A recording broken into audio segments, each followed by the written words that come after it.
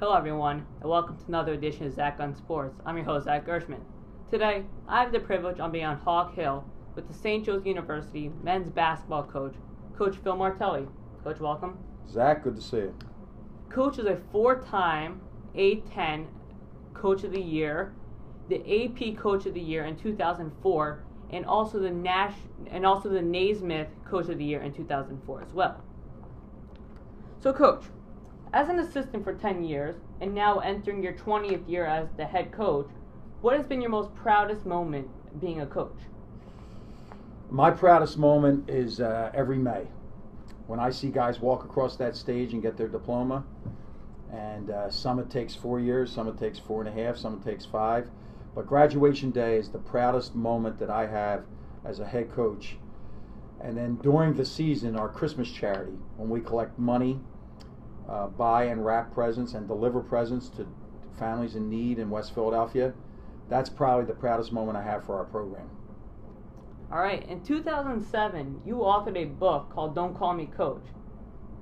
What inspired you to write that book? I wouldn't call it inspired. I was badgered into doing the book by Dr. Hal Gullen, who's a wonderful writer, a wonderful historian, a presidential historian. And Hal showed up in my office once and asked me to do a book, and I said, no, I'm not interested. He came a second time and asked me to do a book, and I said I wasn't interested. He came a third time, but he came with one of the talks. I take a lot of pride in my public speaking, and he brought a copy of one of the talks that I had given at Cabrini College. And he said, how about if we did the book around your talks, where all you're trying to do is to touch one person with one idea? And I said, you have me. So basically that's what we decided to do at that point in time, was to write the book.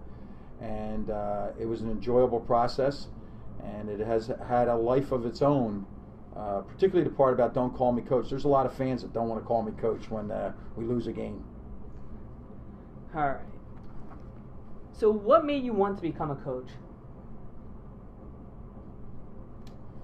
The power that I saw. When I was in 7th and 8th grade, I met 3 guys. John Steele was a postman, Tom Gallagher was a banker, and Pete O'Keefe was a politician.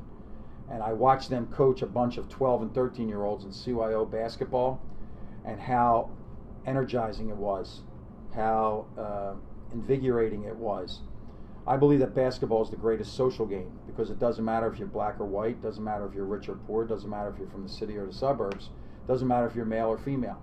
It's a wonderful game built on respect, where you must share the ball to show your respect.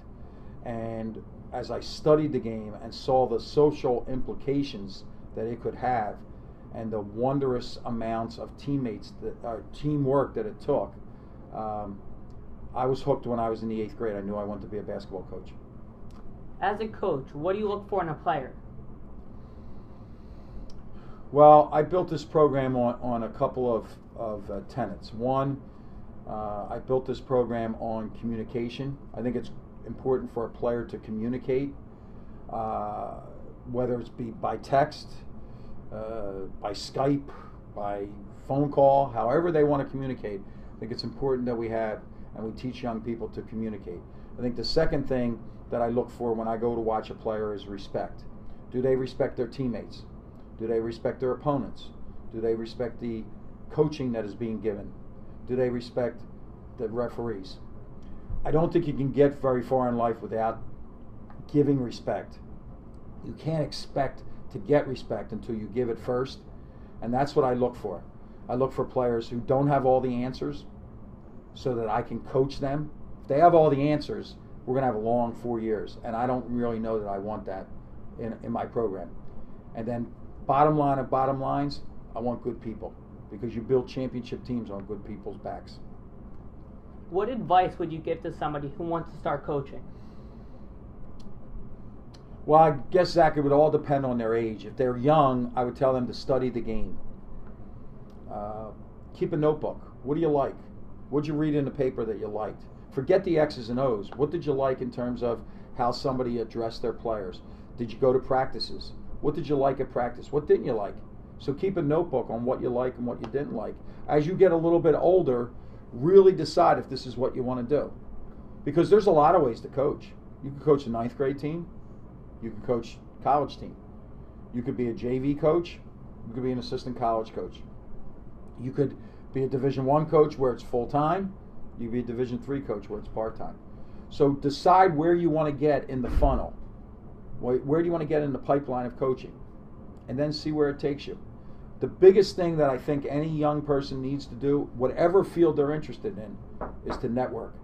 They need to know and talk to people that are present, and and let them know their dreams and their aspirations, and then take it from there in terms of networking opportunities and meeting people.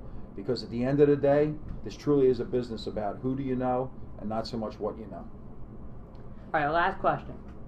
Last year, you guys had a lot of success. You guys won the Atlantic 10 tournament, and you guys made it to the dance. But one of the most memorable moments was seeing your grandson on TV, getting all the publicity. How much of an impact has your grandson had on you? Well, Zach, in the last year, we had some tragedies in my family. I lost a sister. I lost a sister-in-law at a very young age. My son was involved in the controversial decisions that took place at Rutgers. So to have my grandson with my wife and I each step of the way has kind of reminded us constantly that we're all people. And whatever your title would be, at the end of the day, when you put your head on the pillow, you're a person. And it's okay to smile, and it's okay to laugh, and it's okay to cry. And having my grandson and my granddaughter around, and having him have such notoriety from the NCAA tournament has done nothing but put smiles on people's faces. All right, that's it for this episode. Good luck, Coach, for next season, and I'll see you next time on Zach on Sports.